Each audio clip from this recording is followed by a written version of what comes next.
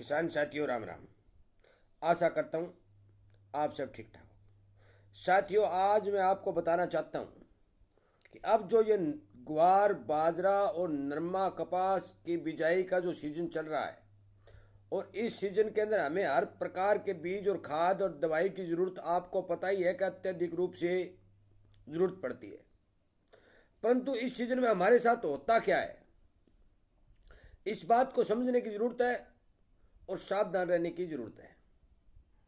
क्योंकि ये वीडियो बनाने का मकसद मेरा ये है कि मैं कल ही बाजार से होके आया हूँ और आपको बताऊंगा कि बाजार के अंदर हो क्या रहा है, और इसी तरह की जानकारी मैं किसानों तक पहुंचाने की भरपूर कोशिश कर रहा हूं और किसानों को सावधान और सचेत करने की कोशिश कर रहा हूं।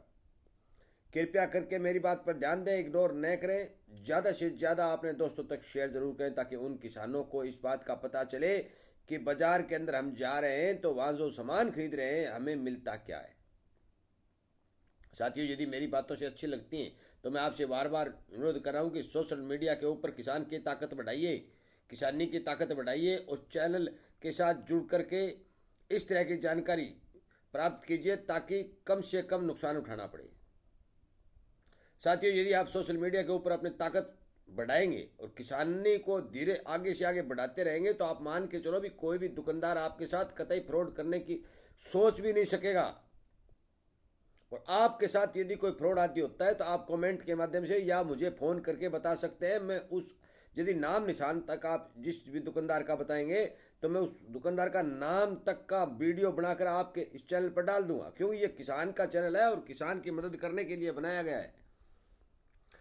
साथियों, मैं आपको बता देना चाहता हूं कि एक दुकानदार के पास 2 3 4 आदमी मुझे 4 5 दुकानों पर बैठे मिले। उनका काम क्या था, क्यों बैठे थे?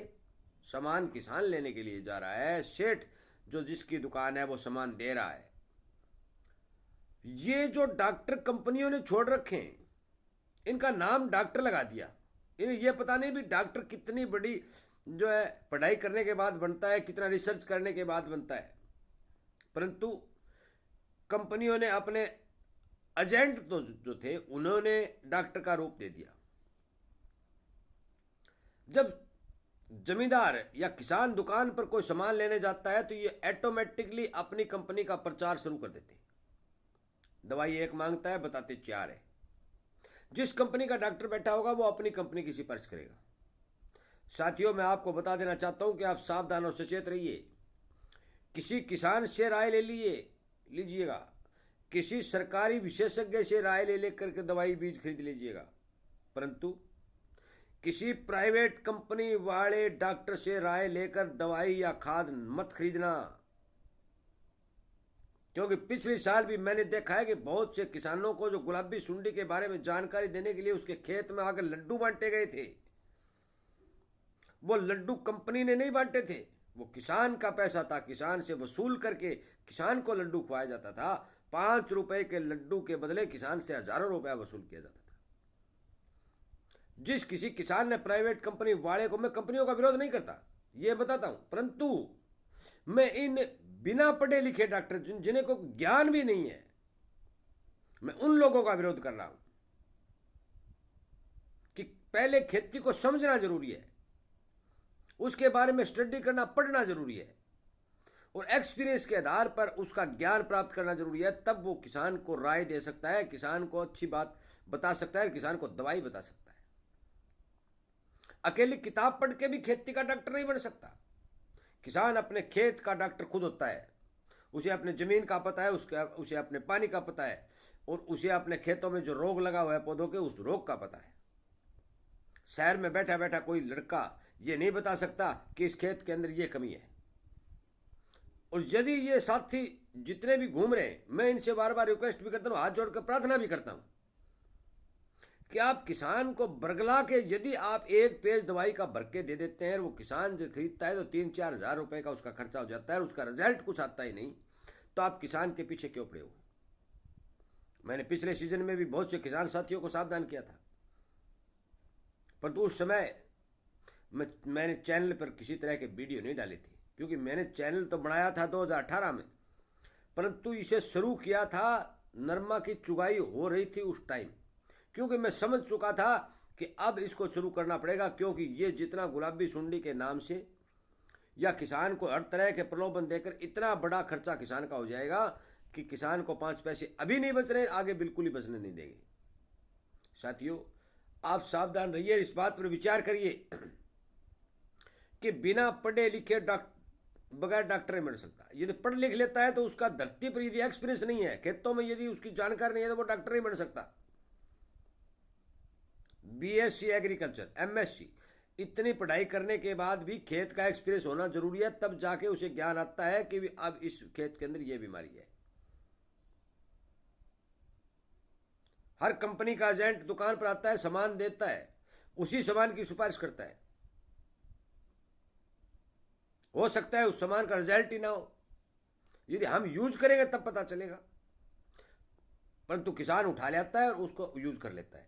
साथियों, किसी किसान से परामर्श लें, किसी किसान द्वारा उस बीमारी को देख ये नहीं मत करना। ये वीडियो पहले भी मैंने बनाया था कि यदि आपके खेत में थ्रिप है और एक किसान के खेत में तेल्ला है, तो तेल्ले वाला किसान यदि रोगोर की स्प्रे कर रहा है तो आप थ्रिप के लिए रोगोर मत डालना।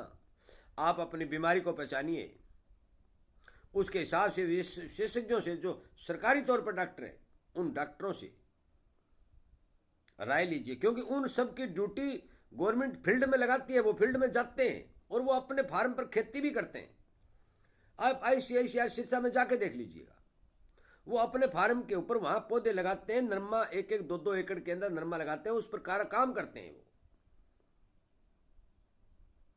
और आप कहां तक विश्वास करेंगे कि पिछले साल हमारे गांव के अंदर एक प्रोग्राम किया गया था। जिस टाइम में वीडियो नहीं बनाता था, यदि बनाता तो मैं वीडियो शूट करता।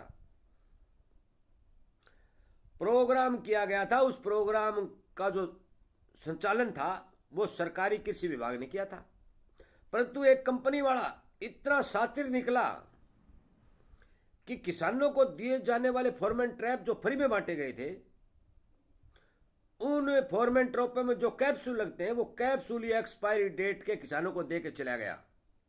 और जो डेट उस कैप्सूल की पैकिंग पर लिखी हुई है, उस पर केमिकल से काला निशान लगा हुआ था कि डेट दिखाई नहीं दी। परंतु मेरे ही एक साथी जो मेडिकल करता है, उसने एक केमिकल से उसे मिटाया, तो उस कैप्सूल को बड़े हुए 2 वर्ष हो चुके थे।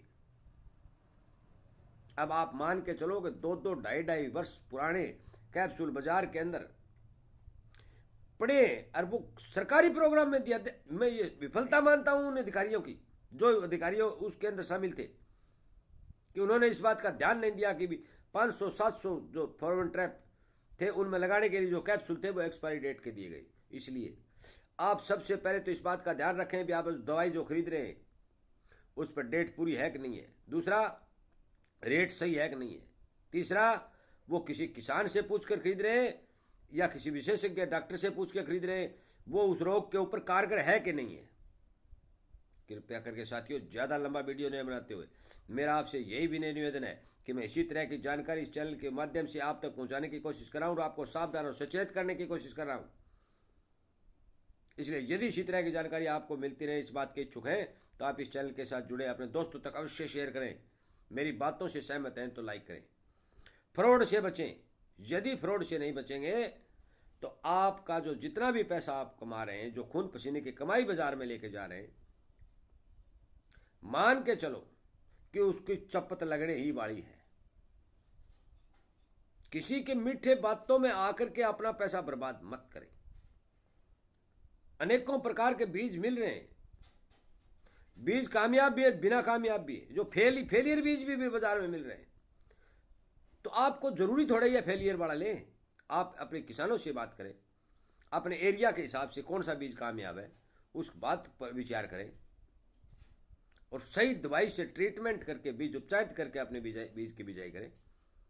यदि आप सावधान रहेंगे, सचेत रहेंगे, तभी बचाव होगा। यदि आप सावधानी हटी और दुर्घटना घटी, फिर आप रोते तिलकते रहिए। यहाँ कोई पूछने वाला नहीं है। अंधेर नगरी चौपट राजा, टकाई शेर भजो टकाई शेर खाजा। यदि आपका नुकसान हो गया तो हो गया, भुगतिए। इसलिए नुकसान होने से पहले ही सावधान रहिए, सचेत रहिए। और विशेषकर नौजवान पीढ़ी से मेरी विनय निवेदन है कि आप अंधे होकर दवा मत खरीदिए, बीज मत खरीदिए। जांच परख कर सबकी राय लेकर और अच्छे किसानों से बात करके अपना बीज खरीदिए, ताकि आपको किसानी में सफलता मिले। कृपया करके मेरी इस बात पर ध्यान दें, इग्नोर न करें। इसके साथ साथ मैं इस वीडियो को सुनने के लिए, चैनल के साथ जुड़ने के लिए और अपने ही चैनल पर, इस किसानी चैनल पर और किसान की आवाज़ को सोशल मीडिया के ऊपर ताकत देने के लिए आपका बहुत बहुत धन्यवाद करता हूँ।